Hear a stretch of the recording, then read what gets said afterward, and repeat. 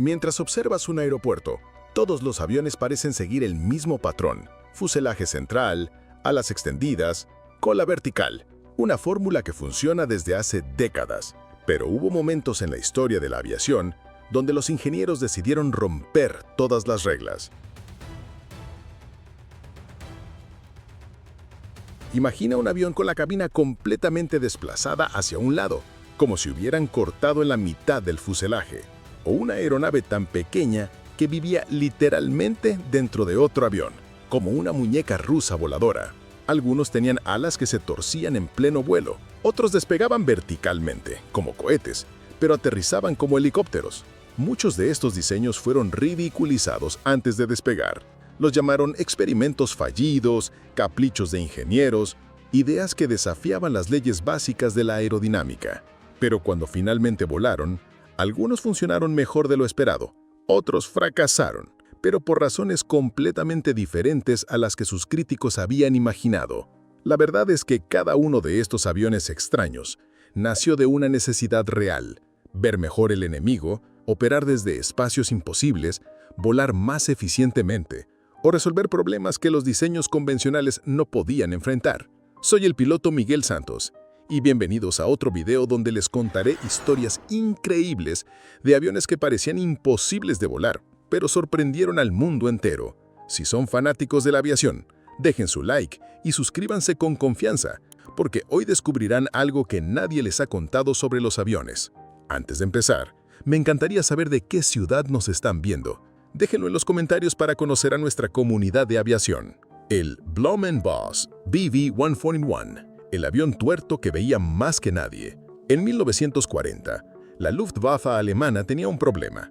Necesitaba un avión de reconocimiento con visibilidad perfecta, pero los diseños convencionales siempre tenían obstáculos visuales. El motor tapaba la vista frontal, las alas bloqueaban los laterales, y la estructura limitaba la observación hacia abajo. El ingeniero Richard Vogt propuso algo que parecía una locura: separar completamente la cabina del motor. El resultado fue el BV-141, un avión que literalmente parecía haber perdido la mitad de su fuselaje. La cabina de cristal se extendía hacia un lado, completamente acristalada, mientras que el motor y la cola se ubicaban en el lado opuesto. Desde lejos, daba la impresión de que alguien había cortado el avión por la mitad y había olvidado ensamblar una parte. Los pilotos de prueba inicialmente se negaron a volarlo. La asimetría visual era tan extrema que el cerebro humano se resistía a aceptar que algo así pudiera mantenerse en el aire. Pero cuando finalmente despegó, descubrieron algo extraordinario. Estaba perfectamente balanceado. La clave estaba en la distribución del peso. Aunque visualmente parecía desequilibrado, aerodinámicamente cada componente había sido calculado para compensar la masa del lado opuesto.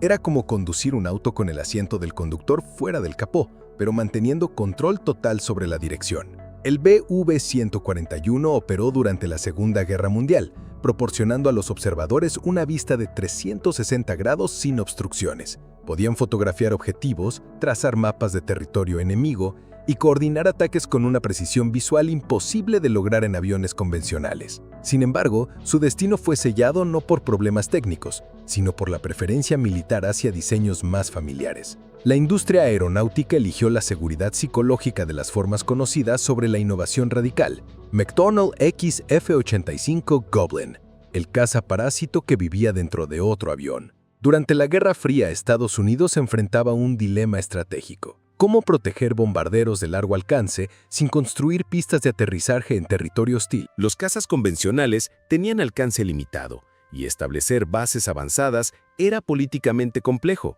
La respuesta fue el XF-85 Goblin, un mini-jet diseñado para despegar y aterrizar desde la bodega de un bombardero B-36. Era una aeronave parásita que literalmente vivía dentro de otra aeronave. Con apenas 5 metros de longitud, el Goblin era tan compacto que parecía un avión de juguete. Sus alas se plegaban para encajar en el compartimento de bombas y todo su fuselaje había sido optimizado para ocupar el menor espacio posible. El concepto era brillante en teoría. El bombardero volaría hacia territorio enemigo, liberaría al Goblin en pleno vuelo, el caza pequeño escoltaría la misión y luego regresaría para acoplarse nuevamente a la aeronave madre. Pero la realidad fue mucho más compleja. Acoplarse a un bombardero en movimiento A cientos de kilómetros por hora y en medio de turbulencias, resultó ser una maniobra extremadamente peligrosa. El piloto del Goblin tenía que maniobrar su diminuto caza hasta engancharlo en un sistema de cable mientras ambas aeronaves volaban a alta velocidad. Durante las pruebas, varios intentos de acoplamiento casi terminaron en colisión. La diferencia de tamaño y velocidad entre las dos aeronaves creaba corrientes de aire impredecibles que hacían que el Goblin se comportara como una hoja en una tormenta. El proyecto se canceló no porque el concepto fuera imposible, sino porque la complejidad operacional superaba los beneficios tácticos. Era como intentar estacionar una motocicleta en el remolque de un camión mientras ambos se movían a máxima velocidad en una autopista. NASA AD-1, el ala oblicua que volaba torcida. En 1979, la NASA decidió probar una idea que parecía contradecir toda lógica aerodinámica. Un avión con un ala que se torcía intencionalmente durante el vuelo. El AD-1 tenía un ala capaz de rotar hasta 60 grados, transformando su forma según las necesidades de cada fase del vuelo. A baja velocidad, el ala permanecía perpendicular al fuselaje como cualquier avión convencional, pero a alta velocidad se inclinaba progresivamente hasta formar un ángulo dramático. La primera reacción de cualquier observador era que un ala torcida haría girar el avión como un sacacorchos, pero la realidad era exactamente opuesta. El sistema de control activo compensaba automáticamente cualquier tendencia rotacional. La lógica detrás del diseño era mejorar la eficiencia aerodinámica.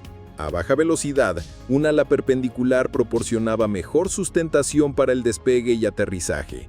A altas velocidades, un ala oblicua reducía la resistencia al aire y mejoraba el consumo de combustible. Era como remar una canoa con el remo en ángulo para optimizar cada palada según la corriente del agua, pero manteniendo el rumbo perfectamente recto. El AD-1 voló durante 3 años, demostrando que el concepto era técnicamente viable. Los pilotos reportaron que, una vez superada la extrañeza visual, el avión se comportaba de manera predecible y estable en todas las configuraciones de ala. Sin embargo, las limitaciones tecnológicas de la época impidieron que el sistema fuera escalable a aeronaves comerciales. Los mecanismos de rotación eran pesados, complejos y requerían mantenimiento constante. Bartini-Beriev VA-14, el híbrido que no quiso ser ni barco ni avión. En la década de 1970, la Unión Soviética desarrolló una de las aeronaves más ambiciosas de la historia, un hidroavión capaz de operar sobre el efecto suelo, detectar submarinos enemigos y funcionar como plataforma de patrullaje marítimo. El VA-14 parecía el resultado de fusionar un avión de pasajeros con un barco de guerra. Su fuselaje masivo estaba diseñado para flotar en el agua, mientras que sus alas enormes le permitían volar a baja altura aprovechando el efecto suelo. El efecto suelo es un fenómeno aerodinámico que ocurre cuando una aeronave vuela muy cerca de la superficie. El aire comprimido entre las alas y el suelo crea una especie de colchón, que reduce significativamente el consumo de combustible y aumenta la eficiencia. La idea era que el VA-14 pudiera patrullar vastas extensiones oceánicas volando apenas unos metros sobre las olas, con autonomía de vuelo imposible de lograr para aviones convencionales. Técnicamente, la aeronave funcionaba. Podía despegar desde el agua, volar establemente sobre efecto suelo y aterrizar en casi cualquier superficie líquida. Sus sistemas de detección submarina eran avanzados para la época, pero el proyecto dependía de una tecnología clave que nunca llegó a tiempo: motores de sustentación vertical que debían instalarse en el centro del fuselaje. Sin estos motores, el VA-14 tenía capacidades limitadas de despegue y aterrizaje. Cuando su creador, Robert Bartini, murió en 1974, el programa perdió su impulso principal. Era como intentar ganar carreras, tanto en tierra como en agua, pero perdiendo en ambas categorías por falta de especialización. Convair XFY-POGO, el avión que despegaba como cohete y aterrizaba como hélice. En 1954, la Marina estadounidense tenía una preocupación estratégica. Las pistas de aterrizaje convencionales eran vulnerables a ataques enemigos. Necesitaban cazas capaces de operar desde espacios mínimos, idealmente desde plataformas verticales. La respuesta fue el XFY-POGO, una aeronave de despegue y aterrizaje vertical que literalmente se paraba sobre su cola para despegar y aterrizar. El POGO tenía hélices contrarrotativas en la parte superior y un sistema de control que permitía mantener estabilidad vertical. Durante el despegue, el piloto miraba hacia el cielo, usando instrumentos para navegar hasta alcanzar altura suficiente para inclinar el avión hacia vuelo horizontal. El mayor desafío no era el despegue, sino el aterrizaje. Imagina intentar estacionar un helicóptero mirando hacia arriba, sin poder ver el suelo, guiándote únicamente por instrumentos y referencias laterales. Los pilotos de prueba describían la experiencia como aterrizar a ciegas en una lavadora en movimiento. Tenían que calcular la velocidad de descenso, la dirección del viento y la posición exacta de la plataforma mientras volaban hacia atrás. Técnicamente, el XF Waipogo funcionó. Despegó verticalmente, voló de manera estable en configuración horizontal y aterrizó exitosamente en múltiples ocasiones.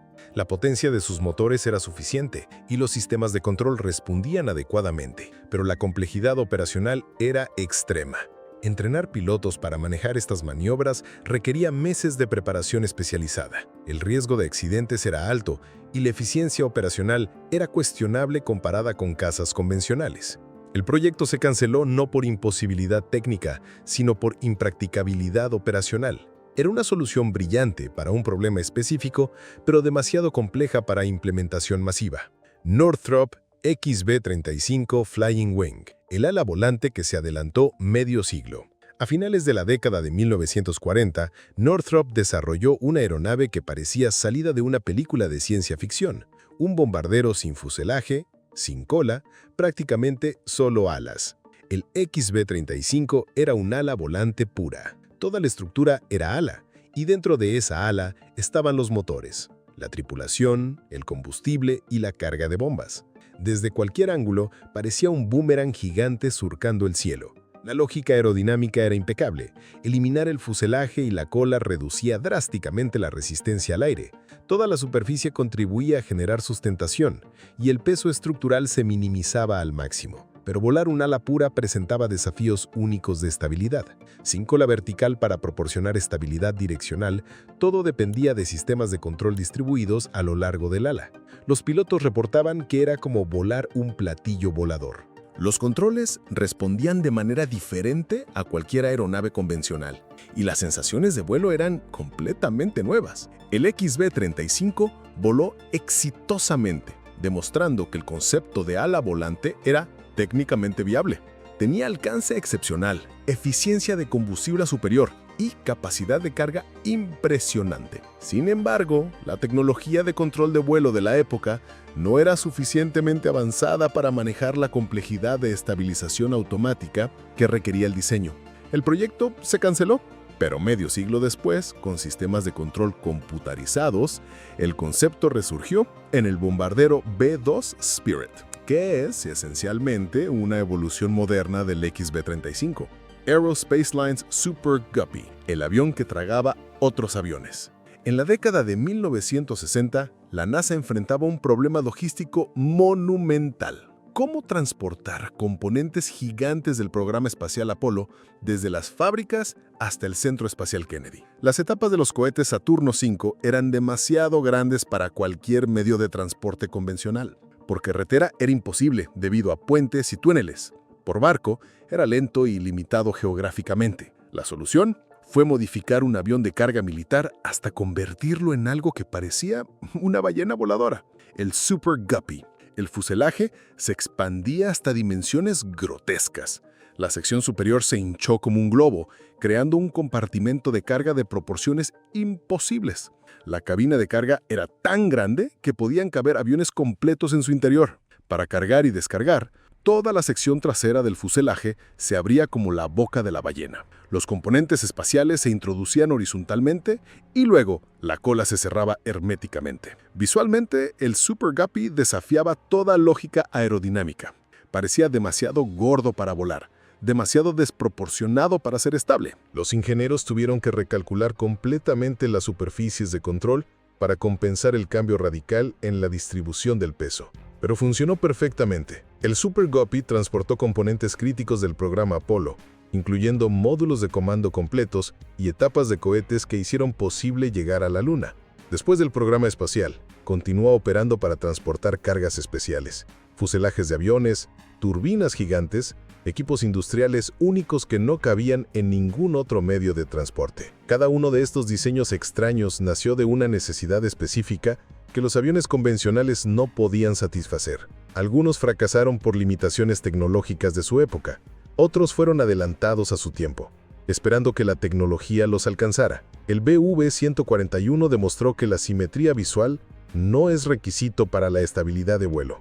El Goblin exploró conceptos de operación que hoy vemos en drones modernos. El AD-1 anticipó tecnologías de geometría variable que se implementaron décadas después. El BBA-14 investigó el vuelo sobre efecto suelo que hoy estudian ingenieros de aeronaves eléctricas. El Pogo experimentó con despegue vertical que evolucionó hasta los jets Harrier modernos. La próxima vez que veas un avión con formas inusuales, recuerda que podría ser el antecesor de una innovación que aún no reconocemos. En aviación, lo que hoy parece extraño, mañana podría ser estándar. La forma siempre sigue la función, incluso cuando esa función parece surgir de un experimento de ciencia ficción. Ahora, cuando vueles y observes el diseño aparentemente convencional de tu avión, sabrás que detrás de cada línea familiar hay décadas de experimentos extraños que validaron por qué esa forma específica es la correcta. Si este video te ayudó a entender la lógica detrás de estos diseños aparentemente imposibles, dale like y compártelo con otros fanáticos de la aviación. Y no olvides suscribirte porque seguiremos explorando los secretos más fascinantes del mundo aeronáutico, donde la ingeniería siempre supera a la imaginación.